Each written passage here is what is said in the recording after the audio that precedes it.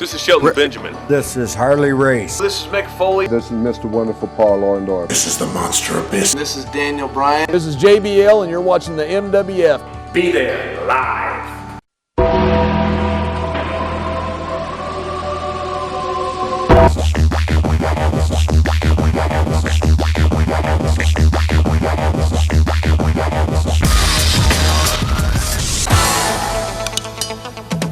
I'm joined by Scott Turner and the Jackal, and right now, Christmas has come early, personally, for me right now.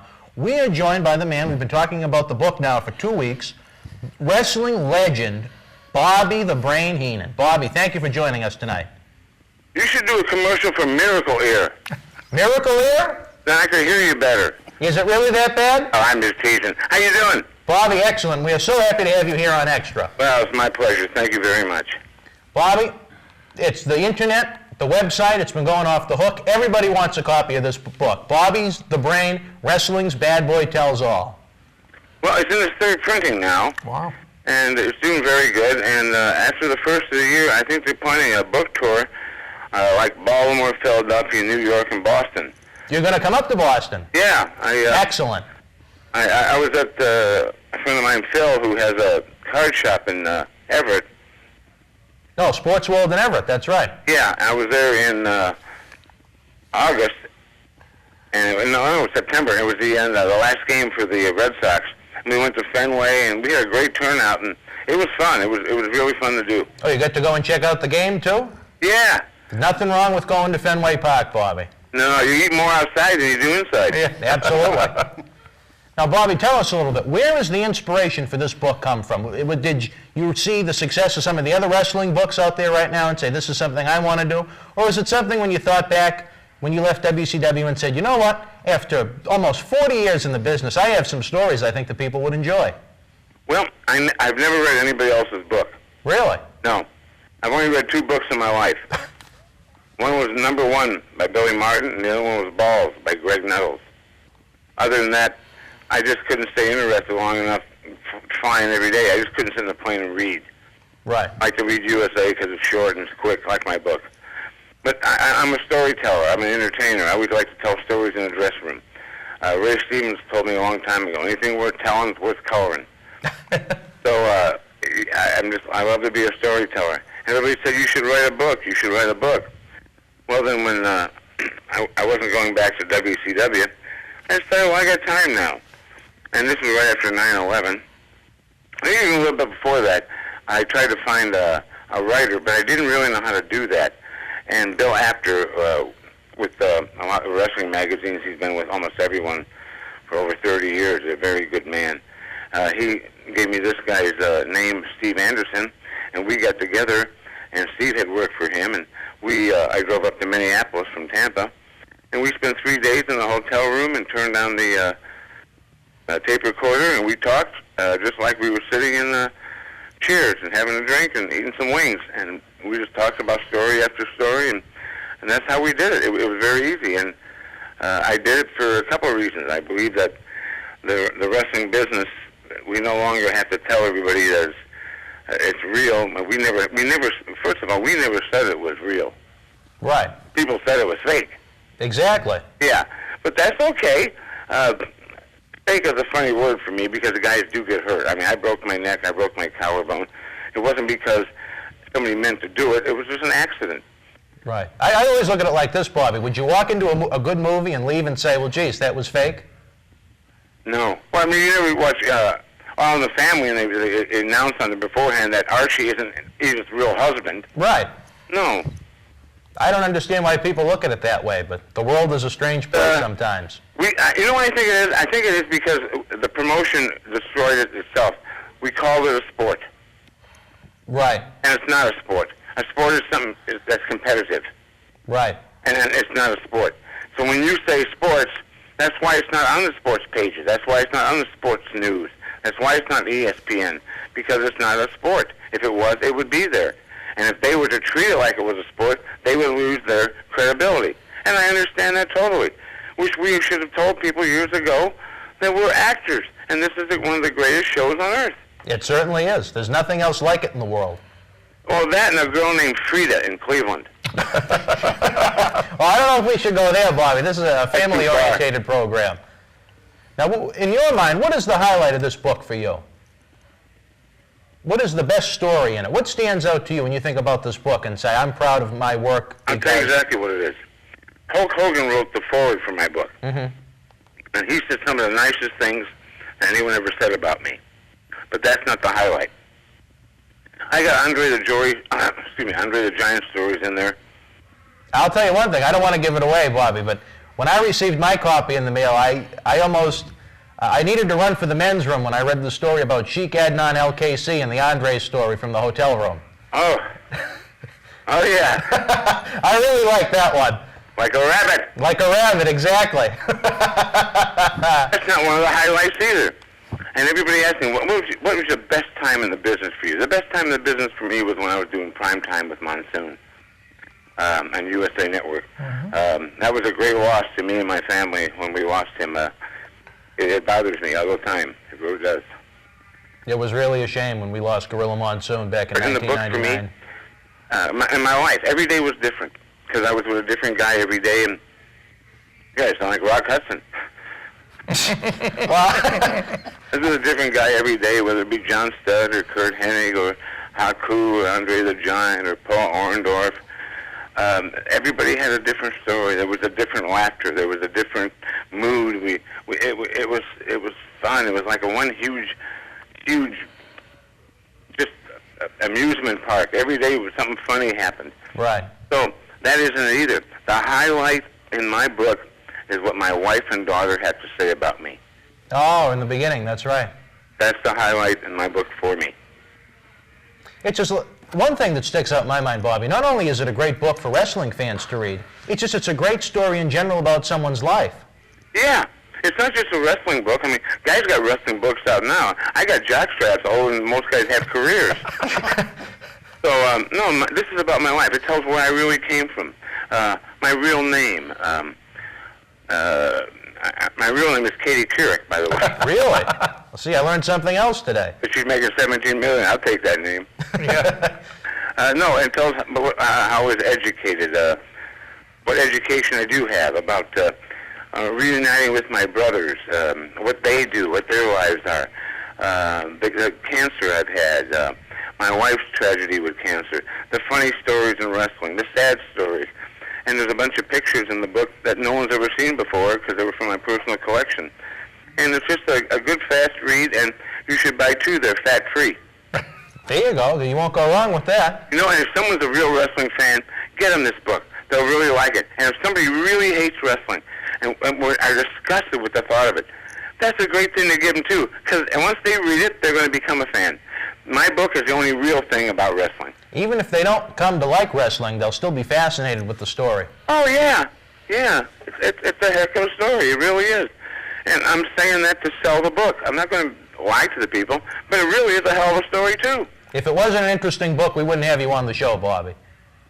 There's a lot of fluff out there right now, and this book certainly isn't one of them. I read the entire book from cover to cover in one sitting in one night. It was a fantastic story, and I didn't want it to end. Well, it's not going to end because Steve Anderson and I are going to do another one. Great. I think the fans will love it. We're going to wait till after the first of the year and sit down and decide what direction we're going to go and how we're going to produce it and put it together. And it's going to be fun. That's what I really enjoy doing. I went to an independent show last night and announced the main event with Kurt Hennig and the X-Pac. And how was that? Oh, they had a great crowd, you know, and I really enjoyed it. I really enjoyed it because it was like wrestling that I knew. Everybody was sitting there and they all looked alike, and the lighting wasn't real great, and all the chairs were loose, and guys would get on the mic and yell, and the mic wasn't that audible and everything, and the people were having a great time, and people were walking by carrying 3 or 4 beers. It was just, I really, really enjoyed it. It's like grassroots wrestling. It's back to what it was in the beginning with the independents. It's called IPW, and they were very kind to me last night and treated me great, and they got some good young talent, you know, like a lot of the independents do. I mean, it's got to come back around. I hope it comes back around. It's just like what we have here in the MWF, Bobby. Hungry young athletes, the guys that want to be in the big spotlight.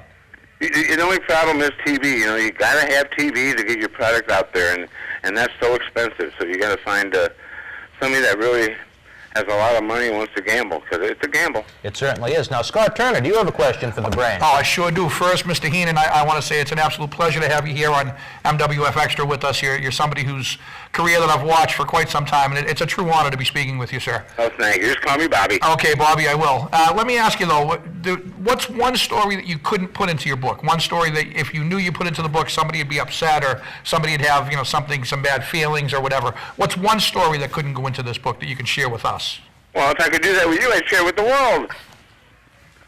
If I couldn't put it in the book, I'm not going to tell you. Yeah, okay, good point.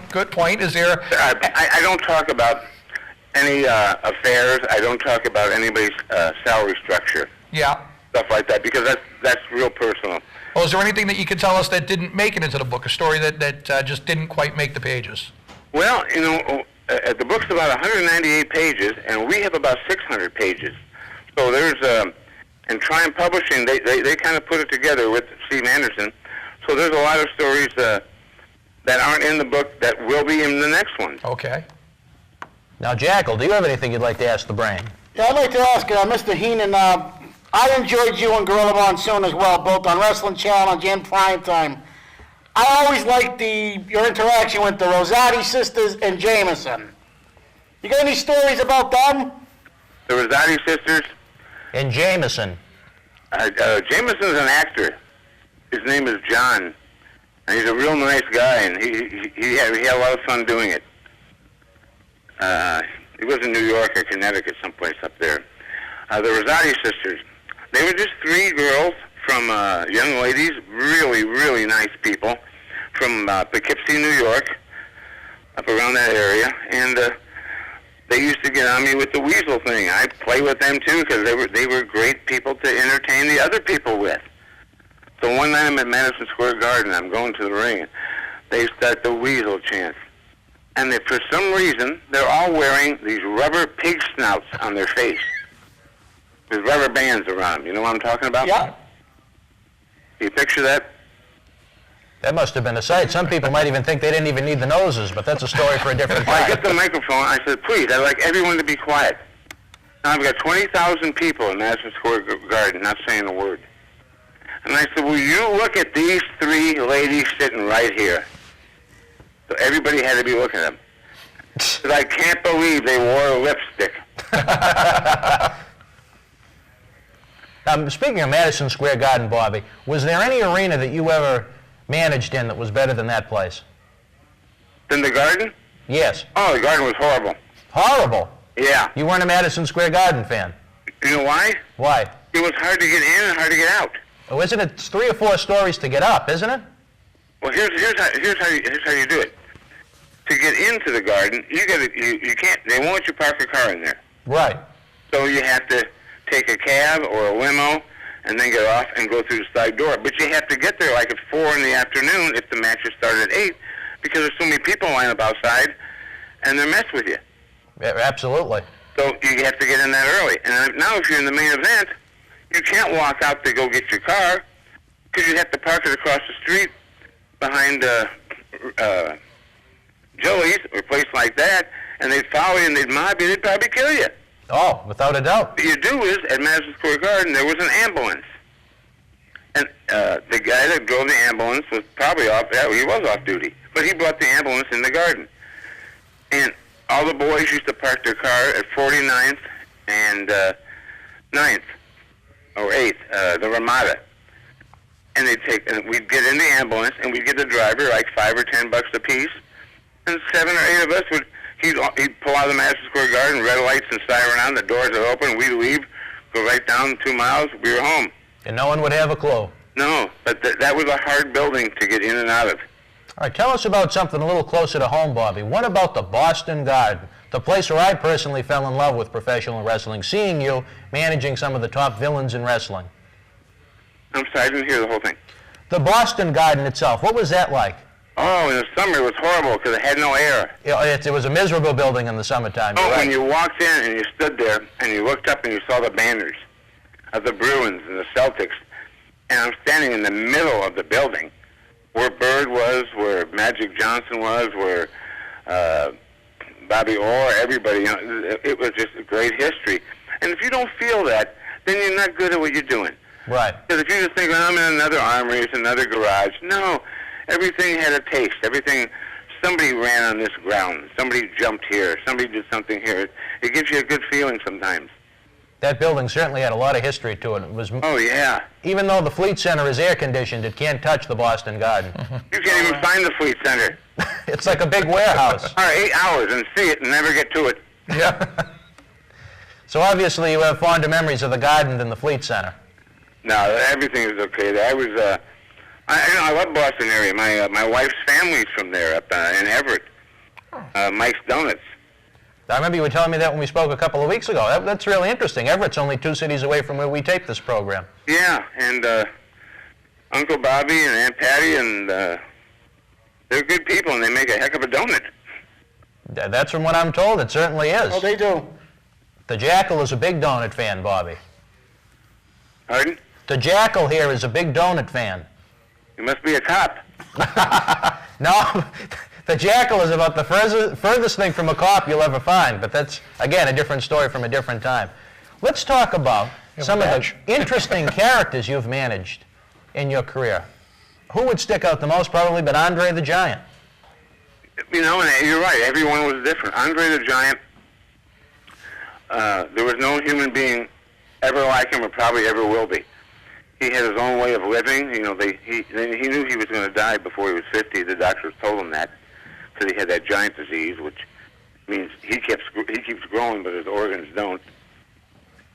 And excuse me for a minute. For the benefit of people that maybe didn't know, I've had throat cancer, so some of my words maybe sound like they're a little bit off. So I apologize for that. That's fine, Bobby. We're just happy to have you here. I get from the radiation. You make you.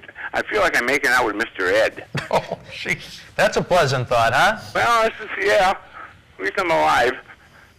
You have to look at it like that. Andre was completely different. Then there was Paul Orndorff. He was the guy that all he wanted to do when he got into town was go work out. He couldn't wait to find a gym.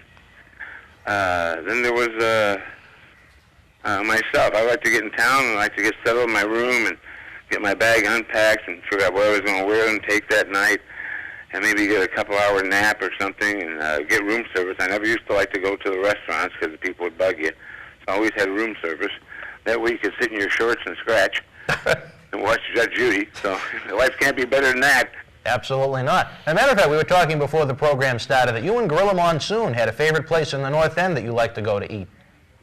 Oh, yeah, we used to like to go to Joe Tetchy's. That's what the Jackal was telling me before we went on the air tonight. I don't remember that from prime time. Yeah, this is real funny. He made me a bet one night. He said, I bet you Hogan wins WrestleMania 3 over Andre. I said, no, I bet you Andre does. He said, I bet you a bottle of champagne. Well, I couldn't tell him that Hogan was going over. Right. So I never went back for a year because Monsoon said he was going to put some parts of a horse in my bed. Oh, so that happened at the actual restaurant? Yeah. Oh. Yeah. Well, see, Bobby Heenan, just a legend right here in the Boston area. Dozens of times you entertained thousands upon thousands upon thousands of fans, and you left Boston with many, many happy memories. I'll tell you who's another legend there is Killer Kowalski. Oh, his school is right down the street from us. And Killer has started a lot of guys, and he's gone into his pocket to help a lot of people that people don't know about. And he's a very caring man and a nice man. And I haven't been around him that much or really know him that well, but what I've heard of him and what I've seen over the years, and we went out to dinner one night, John Studd and I and Killer, and he's just a very nice man. And he's done a lot for wrestling and a lot for people in the Boston area. He certainly has done a lot in the very Boston true. area. Bobby, unfortunately, we're just about out of time here this week. It's been a pleasure to have you on. BobbyTheBrain.com is the website. Bobby the Brain, Wrestling's Bad Boy Tells All, is one of the best wrestling books you'll ever read. Get out there and buy it. For Scott Turner, the Jackal, Bobby the Brain Heenan, we'll see you next week on MWF Extra. Happy holidays.